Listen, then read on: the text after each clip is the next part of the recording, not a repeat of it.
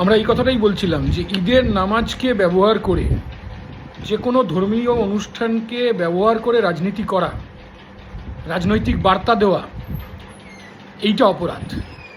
যে যার ধর্ম পালন করবে, ঈদের মতো হবে, দুর্গাপুজোর মতো হবে, রামনবমী হলে রামনবমীর মতো হবে, হনুমান জয়ন্তী হলে হনুমান জয়ন্তীর মতো হবে। কিন্তু মোদি আর মমতা, মোদিকে হিন্দু সাজতে হয় আর মমতাকে মুসলমান সাজতে হয়। আজকে নক্কারজনক বেলাগামান আক্রমণ করলেন তো সিপিআইএমকে এবং বিজেপিকে ঈদের নামাজ থেকে। একই কাজ বিজেপি করছে, একই কাজ তৃণমূল বিজেপি করছে। কিন্তু আপনি 34 বছরের শাসনকালে একবারের জন্য দেখাতে পারবেন না বুদ্ধদেব ভট্টাচার্য, জ্যোতি বসু ফেস টুপি মাথায় পরে ঈদের নামাজকে ব্যবহার করে রাজনৈতিক প্রপাগান্ডা সেট করেছে। আমাদের বিরুদ্ধে কথা আছে যে বলেন যে আমরা ভোট প্রচারের সময় মন্দির, মসজিদ, মতুয়া সংঘ সেখানে যাই। কেন যাবো না? সেখানে ভোটার আছে, তাই যাই। কিন্তু ওখানে গিয়ে মন্দিরকে ব্যবহার করে রাজনৈতিক প্রপাগান্ডা করা, মসজিদকে ব্যবহার করে রাজনৈতিক প্রপাগান্ডা করা, ধর্মস্থানকে ব্যবহার করে রাজনৈতিক প্রপাগান্ডা করা, তা হচ্ছে অতীতে কোনোদিন হয়নি।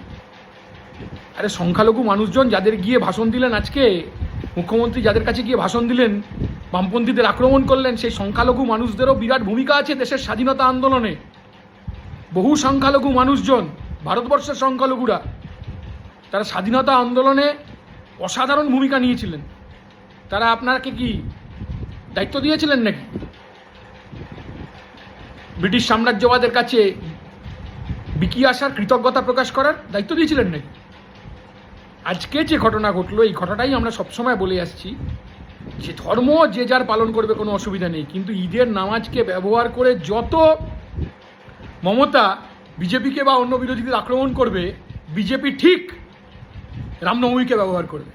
আসলে রুটি রুজি, কর্মসংস্থান, কাজ, জিনিসপত্রের দাম, অর্থনৈতিক মন্দা, গরিব মানুষের অবস্থা, পেটে গামছা আর 1%-এর স্বার্থরক্ষা, এগুলো হচ্ছে সাইডলাইন হয়ে যাবে রামনবমী আর ঈদ।